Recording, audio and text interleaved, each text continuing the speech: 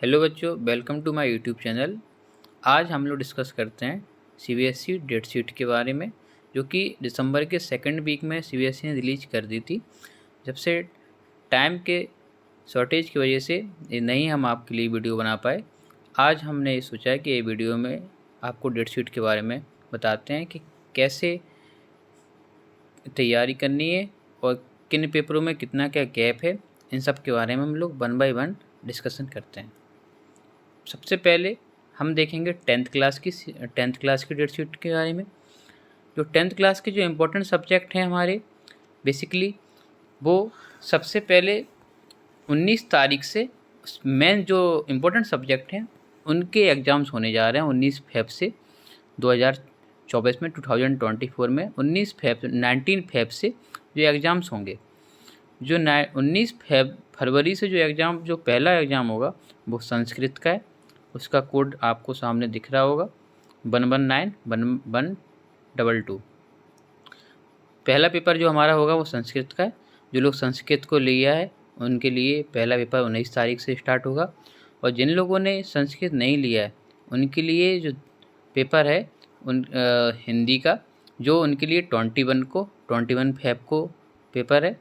और देन इसके बाद 26 को इंग्लिश का, और बगल में आप देख सकते हैं कोड है। देन इसके बाद साइंस का पेपर है। आप ये देख सकते हैं 19, 21, 26 और 2 मार्च।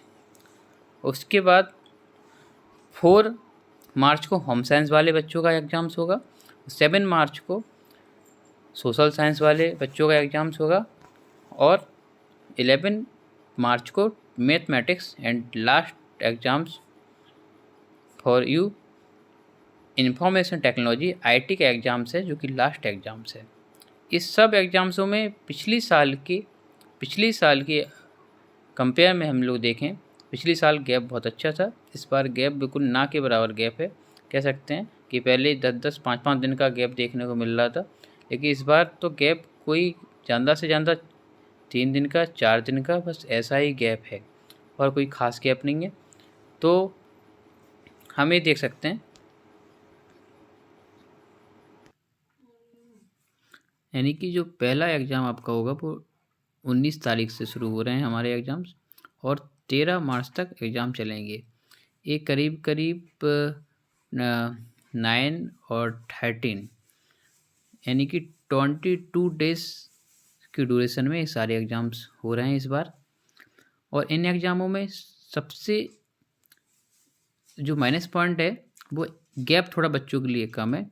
तो इससे होगा क्या, बच्चों को पहले से ही तैयारी करके रखनी पड़ेगी बच्चों आप लोगों को।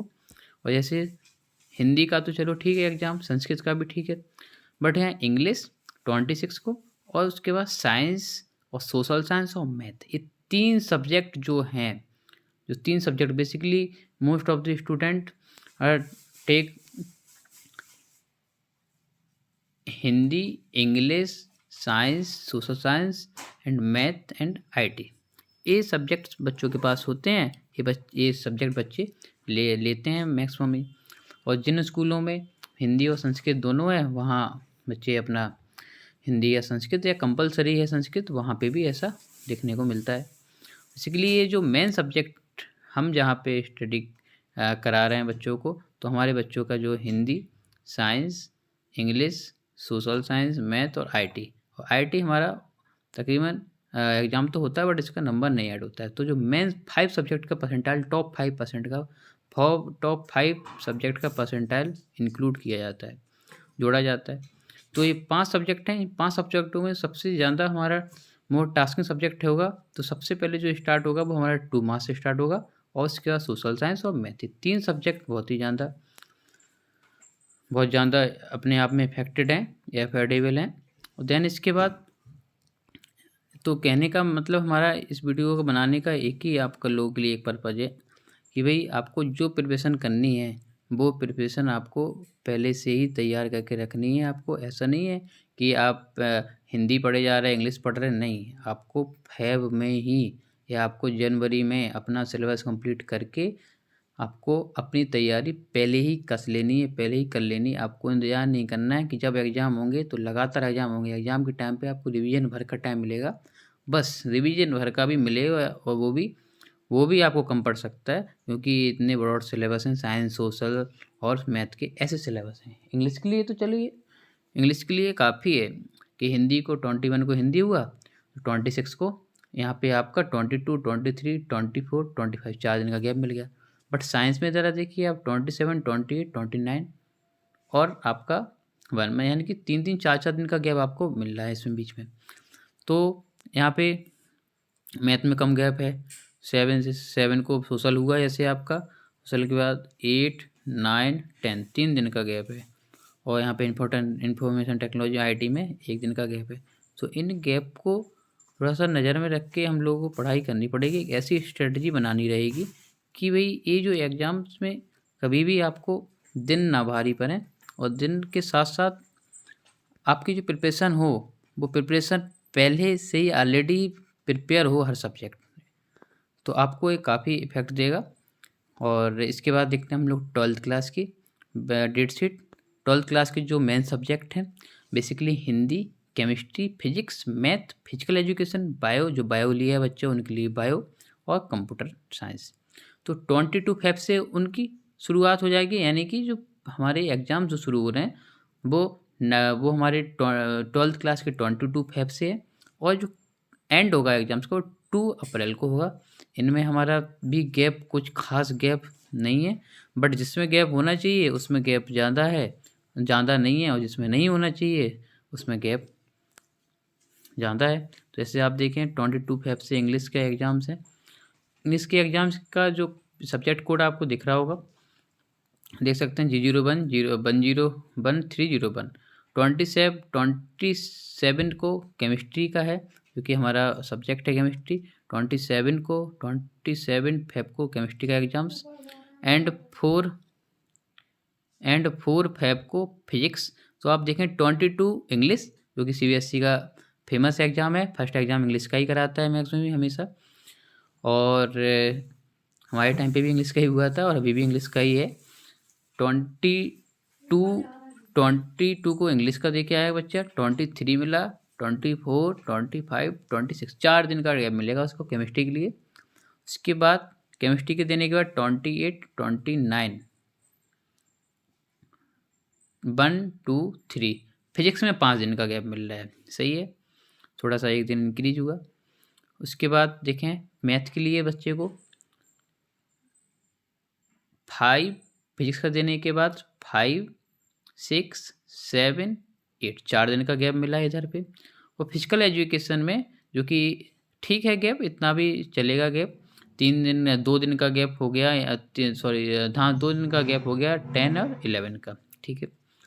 बट यहाँ पे जो बच्चे मैथ नहीं लिया और उनके पास एक गैप, अच्छा गैप मैथ की प्लेस पे, मैथ की प्लेस पे जो बायो है, जिसके बाद जो बायो लिया है उसको, जो 9 को मैथ है, जो मैथ वाले बच्चों का उनका नहीं होगा, उनका बायो का होगा, तो उन्हें अच्छा गैप देखने को मिल सकता है, उनकी प्रिपरेशन के लिए काफ़ी ज़्यादा यूजफुल हो सकता है ये गैप। जैसे 4 को अपना फिजिक्स का हुआ, सीधा 12 को होगा, यानी कि 8 डेज बाद, हाँ 8 डेज का गैप होगा, 7-8 डेज का गैप, और उसके बाद सीधा यहाँ पे आपका 6 डेज का गैप न मिलेगा बायो में, यानी कि आप कह सकते हैं फिजिकल इतना नहीं पढ़ना रहता, फिजिक्स के बाद सीधा बायो के लिए जो मेन प्रिपरेशन रहेगी वो आप कर सकते हैं।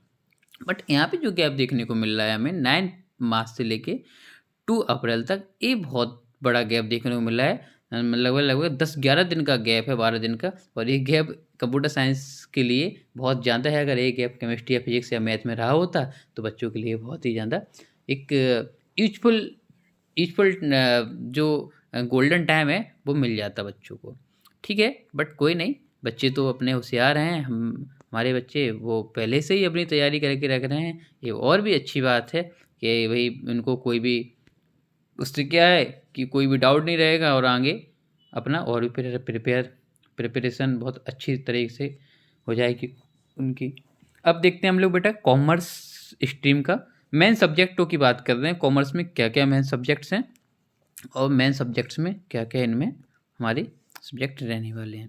जैसे सबसे पहले हम बात करें 22 फेब से, वही सेम इंग्लिश 12th क्लास में ही कॉमर्स में हम देख रहे हैं, जो सेम हमारा 22 को वो उनका है, मैथ वाले बच्चों या उनका जो साइंस स्ट्रीम बच्चे हैं उनका तो सेम है। ये भी इंग्लिश तो भाई देखो कॉमन है, चाहे मैथ हो चाहे कॉमर्स हो, चाहे कोई भी, चाहे साइंस हो चाहे कॉमर्स हो, चाहे कोई भी स्ट्रीम हो, सब में सेम ही रहता है इंग्लिश। तो इंग्लिश का तो कॉमन ही सब्जेक्ट रहने वाला है। उसके बाद जो बच्चे कॉमर्स के होते हैं जो मैथ लेके रहते हैं, तो मैथ का भी उनका वही सेम रहेगा, जो उन लोगों का मैथ का होगा तभी इन लोग का मैथ का होगा। पर डिफरेंसेस कहाँ पे हैं हमारा, ये देखें 3 में मिलेगा आपको। 18 है, 18 मार्च को इकोनॉमिक्स, अच्छा खासा टाइम है, 9 दिन का इसमें देखने को, इनमें इन लोगों को अच्छा गैप मिल रहा है 22 फेब से, फिर 9 मार्च तक अच्छा खासा है गैप मिल जा रहा है इनको, तकरीबन 15 दिन के आसपास का। और यहाँ पे इनको फिर से 8-9 दिन का गैप मिला है इकोनॉमिक्स में मैथ के बाद। यहाँ पे थोड़ा सा कम मिला है, वहाँ पे जब 4 दिन का गैप मिला हुआ है वो ठीक है अकाउंटेंसी के लिए। और उसके बाद बिजनेस में भी मतलब 3-3 4-4 दिन का गैप इधर है। और यहाँ की शुरुआत के 3 पेपरों में शुरुआत के 3 पेपरों में अच्छा गैप है, उसके बाद यहाँ पे 2 पेपरों में 3-3 4-4 दिन का गैप है। ठीक है, कोई नहीं, चलता है। बट 5 में से 3 में अच्छा है, 2 में नहीं है तो कोई नहीं, बट अच्छा है। ठीक है, इसके बाद हम देखते हैं ह्यूमैनिटी, आर्ट स्ट्रीम का बच्चों का एग्जाम्स का क्या डेट शीट, क्या अरेंजमेंट है डेट वाइज, इनको हम देखते हैं। अब देखेंगे हम 19 फेब्स को जो हिंदी का एग्ज़ाम है उन बच्चों का, 12th क्लास की बात करें जो उनका होगा हिंदी इलेक्टिव या हिंदी कोर का एग्ज़ाम्स होगा, 19 से स्टार्ट होंगे उनके एग्ज़ाम।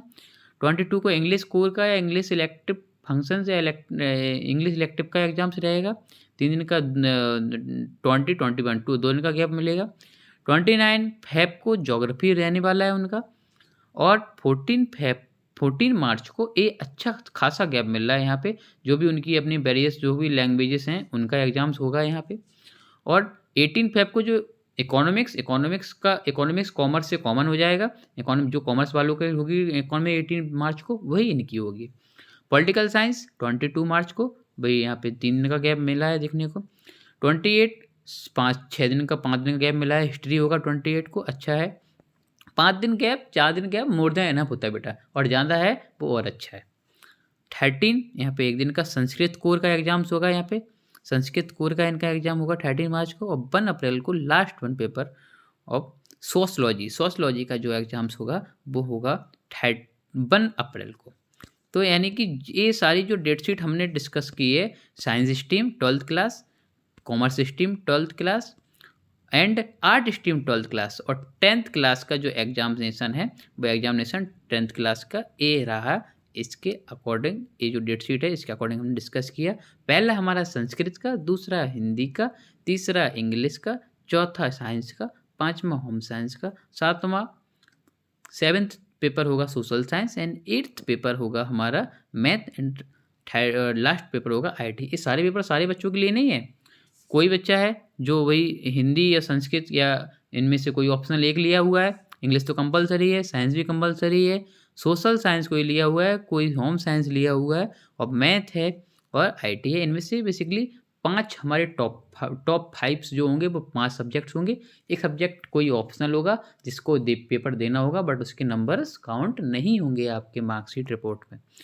ठीक है, हमने ये पूरा डिस्कस किया। सेम इसी टाइप से हमारा इसमें भी रहता है। इसमें हमारे 5 सब्जेक्ट रहेंगे, और 5 सब्जेक्ट वो कौन कौन से रहेंगे, जो मान लीजिए मैं मैथ का बच्चा है कोई, तो इंग्लिश हो गया, फिजिक्स केमिस्ट्री मैथ, और physical English physics chemistry math physical हो गया, और ठीक है, और फिजिकल हो गया। और कंप्यूटर साइंस भी हमारा 6 पेपर होंगे। कंप्यूटर साइंस ऑप्शनल होता है, का ज़्यादातर स्कूलों में ऑप्शनल होता है। जैसे मैं था तो भाई ऑप्शनल था, एग्ज़ाम तो देना पड़ा था, बट बाद में हमारे जो लास्ट में जो रिजल्ट में नंबर काउंट हुए थे वो टॉप 5 के ही नंबर काउंट, क्योंकि मैंने भी CBSE से 12th किया, 12th किया, तो मुझे पूरा आइडिया है, और यही सब पैटर्न से मैं भी निकल के आया हूँ यहाँ से। तो ऐसा होता है, जो मैं मैथ लिया था तो मेरा English chemistry physics math physical education के नंबर्स हमारे 5 सब्जेक्ट के नंबर से ही हमारी परसेंटाइल निकाली गई। और एक सब्जेक्ट जो साइंस था, कंप्यूटर साइंस था, वो हमारा एक उसके नंबर तो हैं मार्क्स शीट में, बस उनको जोड़ा नहीं जाता है, वो नंबर हमारे ऑप्शनल के तौर पे रहते हैं। और जो नंबर अगर सपोज डैट किसी भी सब्जेक्ट में किसी बच्चे का अगर किसी भी बाय डिफ़ॉल्ट कंपार्टमेंट आता है, कुछ भी आता है, नंबर कम होते हैं, तो अगर आपका कंप्यूटर साइंस में नंबर सपोज डैट मैंने माना मैथ में आपके नंबर या फिजिक्स में आपके नंबर 48 हैं और आपके कंप्यूटर साइंस में नंबर 88 है, तो आप कंप्यूटर साइंस के नंबर को जोड़ सकते हैं अपनी परसेंटाइल में। आप उस वाले सब्जेक्ट को आप लैग कर सकते हैं। उसके अलावा आप उसको कंप्यूटर साइंस के नंबर को इसमें जोड़ सकते हैं। एक बेनिफिट मिलता है इन सब्जेक्टों का, ऑप्शनल सब्जेक्टों का रखने का, इस बेनिफिट मिलता है 12th क्लास में, और 10th क्लास में भी है सेम ऐसा ही। तो बेटा ये सब हमने डिस्कशन किया। अब हम थोड़ा सा डिस्कस कर लेते हैं कि भाई आपको 10th और 12th की प्रिपरेशन कैसे करनी है। अभी हमारे पास टाइम है, और टाइम के साथ साथ तकरीबन हमारे पास जो 4 to 6 वीक हैं जो पूरे हमारे पास हैं अभी। और उन वीकों में अब हमको केवल और केवल रिवीजन करना है, कुछ भी नया नहीं पढ़ना है। और नया ना पढ़ने के अलावा जो आपका पुराना है उसको ही बार बार पढ़ना है। और एवरी डेज आपको प्रैक्टिस पेपर और जो PYQ प्रीवियस ईयर पेपर्स, इस सारे आपको प्रीवियस ईयर क्वेश्चंस पेपर्स आपको सारे के सारे इन एवरी डेज लगाने हैं। आप अगर ये हैबिट आप 6 से 7 वीक रखते हैं, आपको इसका बिल्कुल पॉजिटिव रिजल्ट मिलेगा। मैं इसकी आपको फुल्ली गारंटी दे सकता हूँ, आपको पॉजिटिव रिजल्ट मिलेगा। आप करके देखिए, आप अप्रैल मई में रिजल्ट आएगा, आप हमसे मिलना, आप हमसे कहेंगे नहीं सर आपने जो कहा वो हमें उसका रिजल्ट मिला है, और बाकी कंप्लीट रिजल्ट मिलेगा। एब्सोल्युटली राइट, मैं आपसे ये बोल रहा हूँ। कोई भी ऐसी नहीं है बात कि जो आपको 1% भी रिजल्ट लैग कर जाए। आपको 100% मिलना ही मिलना रिजल्ट है। अब इतना करेंगे, अब हर दिन बेसिकली देखिए, ये तो भाई आम है कि हर बच्चों कि अभी प्रैक्टिकल अब रिपोर्ट हो जाएंगे, उसके बाद बच्चा थोड़ा सा स्कूल में जाना कम कर देता है, तो अपना सेल्फ स्टडी पे ध्यान देता है। सेल्फ स्टडी में आपको यही करना है, प्रैक्टिस पेपर लगाना है, ओल्ड ईयर्स के पेपर्स जो प्रीवियस ईयर में आए उनको, और नए पैटर्न पे किस टाइप के क्वेश्चन आ रहे हैं उनको आपको एनालिसिस करना है खुद से। और जो सिलेबस है उसको तो पढ़ना ही पढ़ना है, और सिलेबस को बार बार पढ़ना है। जो आपने कोचिंग से या जिस भी सोर्स से आप पूरी साल से पढ़ते आ रहे हैं, उसी सोर्स को बार बार पढ़ना है। एक बुक को एक सोर्स ऑफ कंटेंट को आपको एक ही को बार बार रिपीट पढ़ना है, करना है।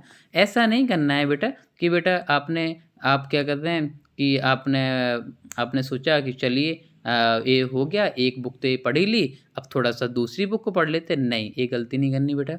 इस गलती में बिल्कुल भी बिलीव नहीं रखना है। एक ही सोर्स पे बिलीव करना है, और एक ही सोर्स को बार बार पढ़ना है। ठीक है ना बेटा? इतना ही हमारा आप लोगों के लिए एक पॉजिटिव मैसेज है। हम चाहते हैं हर बच्चा बोर्ड एग्ज़ाम में एक बहुत अच्छे नंबरों से पास हो, बिकॉज 10th क्लास का जो बच्चा है उसके लिए तो सबसे ज़्यादा एक एवरेस्ट के से चढ़ने जैसा एक टास्क होता है 10th क्लास। क्योंकि ये बच्चा फर्स्ट टाइम बोर्ड एग्ज़ाम दे रहा होता है, तो अगर इस एग्ज़ाम में बाय डिफ़ॉल्ट कोई भी डिमोटिवेशन थिंग्स अगर क्रिएट होती है, तो उसके लिए एक बहुत बड़ा एक दिल पे पत्थर जैसा टाइप का होता है। फिर वो उससे थोड़ा सा डिमोरलाइज हो जाता है, थोड़ा सा वो डिमोटिवेट टाइप का हो जाता है। तो उससे क्या है कि बच्चे आगे का जो फ्यूचर है उसके फ्यूचर पे थोड़ा सा वो हल्का सा इफेक्ट छोड़ता है। बस बच्चा मेहनत करे वो भी नहीं रहता है, बट थोड़ा सा 10th क्लास से नर्वसनेस आती है कि 10th क्लास में थोड़ा सा अगर रिजल्ट बिगड़ता है तो ऐसा ना हो। आप इतनी मेहनत कर दें, इतनी मेहनत झोंक दें कि रिजल्ट बिगड़ने का नाम दूर दूर तक नहीं आए। तो आप ऐसा कर सकते हैं। आप लोग के अंदर इतना स्टेमिना है, आप लोग के अंदर इतनी कैपेबिलिटी है, आप पूरी साल से आप पढ़ते आ रहे हैं। आप इसीलिए इसी दिन के लिए ये पढ़ते आ रहे हैं कि भाई इसी युद्ध की तैयारी कर रहे थे। हम युद्ध का नाम ले रहे हैं परीक्षा के लिए। अब इसी दिन की तैयारी कर रहे थे, कब हमारे एग्ज़ाम्स नज़दीक आएंगे, डेट शीट क्लियर होगी, और हम कब से अपनी तैयारी को हम और भी ज़्यादा हम अपनी तैयारी को शार्प करें, और शार्प करके और भी ज़्यादा उसको हम तेज़ी दें अपनी तैयारी को। तो वो दिन नज़दीक आ गए हैं आप लोगों के, तो आप लोग और बेहतर तरीके से कर सकते हैं, बहुत अच्छा कर सकते हैं आप लोग। ठीक है ना? कोई भी प्रॉब्लम हो 10th क्लास के बच्चों को, बेसिकली हमारे यूट्यूब चैनल पे जो भी लेक्चर पड़े हुए और जो मैं लेक्चर डाल रहा हूँ आगे 1 बाय 1, थोड़ा टाइम लगता है एडिटिंग में, और मैं खुद से ही करता हूँ सब कुछ। अभी मैं और सब कुछ क्योंकि ऑफलाइन बैचेस भी पढ़ाने रहते हैं, तो मैं सब कुछ खुद से ही करता हूँ। तो टाइम जितना मिलता है मैं उतना करता हूँ, आप उससे मदद ले सकते हैं। और आप इंडिविजुअली मेरा व्हाट्सएप नंबर चैनल पे मेंशन्ड है, आप मुझे पर्सनली भी मैसेज कर सकते हैं। कोई भी 10-12 का बच्चा हो पर्सनल भी मुझसे कांटेक्ट कर सकता है। ठीक है बेटा। और बेटा चैनल को सब्सक्राइब करें और सब्सक्राइब करना ना भूलें चैनल को, और चैनल को बार बार सब्सक्राइब करें, और चैनल को अपने दोस्तों तक ये वीडियो शेयर करें। और आप चैनल को सब्सक्राइब करते ही उसके बेल आइकन को भी प्रेस कर लेंगे। जैसे ही मैंने कोई वीडियो डाला तो फर्स्ट ऑफ ऑल आपके पास वो वीडियो पहुंचेगा। इससे आपको मदद मिलेगी, आपको सोर्स ऑफ कंटेंट के बारे में जानकारी मिलेगी, आपको एक अच्छा बेहतर कंटेंट हमारे प्लेटफॉर्म से मिलेगा। ये मैं आपको लोगों के साथ एक प्रॉमिस जैसा ही करना चाह रहा हूँ। और जितने भी आपके दोस्त हैं आप उनकी मदद कर सकते हैं ये वीडियो को शेयर करके। उनको आप डेट शीट के बारे में बता सकते हैं, उनको आप एक अच्छा मोटिवेट और एक अच्छा कह सकते हैं कि एक पूरा प्रोसेस जो एग्ज़ाम का है वो आप इस वीडियो के थ्रू उनको आप कन्वे कर सकते हैं। ठीक है ना बेटा? ठीक। ओके बेटा, ओके। थैंक यू बेटा।